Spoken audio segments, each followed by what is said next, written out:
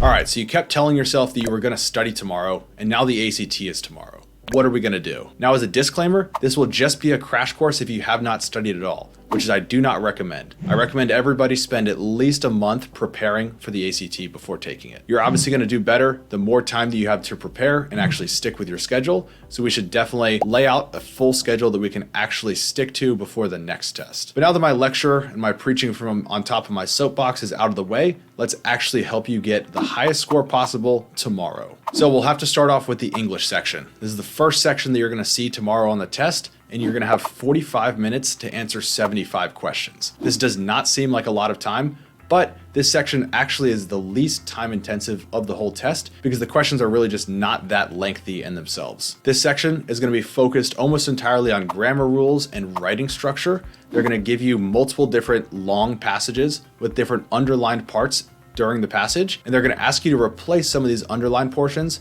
with new and better answer choices that have flawless grammar. Now, the first tip that I have for you on this section is to read the full sentence from start all the way to the finish with your answer choice plugged in for the underlined part. Most students run into trouble by only reading a portion of the sentence and not reading from the capital letter at the start to the period at the end, and they lose out on a ton of points because they don't actually know what the sentence is saying as a whole. And the next crash course tip here is that the most simple answer will typically be the correct answer. Again, if we had a full 6 weeks to cover all the grammar rules, then we would probably throw this rule back out the window. But for right now, the most simple answer will probably be correct if you have no other way of choosing between two of them. And the final little tip on this section is to not overthink your answers on any of the questions and make sure to reread everything before you move on to the next question. Now, second up here on the test will be the math section. This is the section that almost everybody universally hates, except for a few very talented math students out there. This section will give you 60 minutes to answer 60 questions, which seems like a perfect fit, right? You just spend 1 minute on each question. Well, that's actually not the case because the questions start out super easy and then get much more difficult as you get to the end of the test. So we cannot just pace ourselves according to 1 minute per question all the way throughout the test. What you'll have to do instead, if you want to answer all the questions,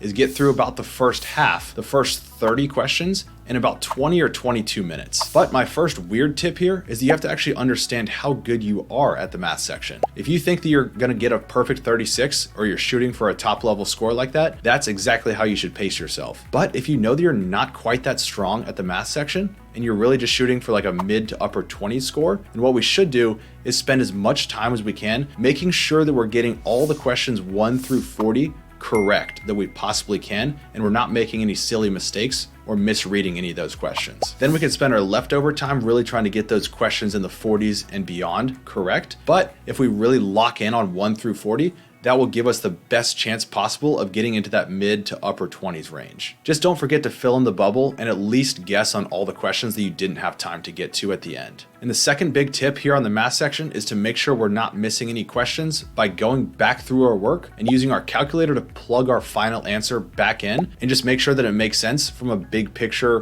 bird's eye view perspective of the question. This is a very simple way to make sure that we're not making any easy, dumb mistakes. And it's something that I like to call picking off the low-hanging fruit. We don't really have to go far or put too much effort in to just take our answer choice and plug it back into the original question. And next up will be the reading section. On the reading section, you're gonna have 35 minutes to answer 40 questions. These 40 questions are gonna be split up into 4 different passages, which, you guessed it, is 4 passages of 10 questions each. Now, this is one of the sections that everybody says is a huge time crunch. So what we're gonna do is we're not actually gonna have enough time to fully read the passage before we go to the questions. I actually say the best way to approach this test is to skim the passage the first time, maybe spending like 90 seconds or 2 minutes on the passage the first time, just trying to get a very, very general view of what the passage is saying and where some of the details might be talked about. And the reason we can do this is because as we're gonna answer each question, we're gonna actually go back to the passage and reread all the details that the question is asking about. The answer to every single question will be stated directly in the passage somewhere. So if we can go back and play hide and go seek and find all the details that the question was asking about, we'll be guaranteed to get that question correct. So really all we're doing with this strategy is the first time we skim through the passage, we're just trying to get the lay of the land. We're trying to get a mental map of where things are in the passage. So when we see a question about a certain detail, like when they ask what color the dog bowl was, we know kind of where they talked about the dog bowl.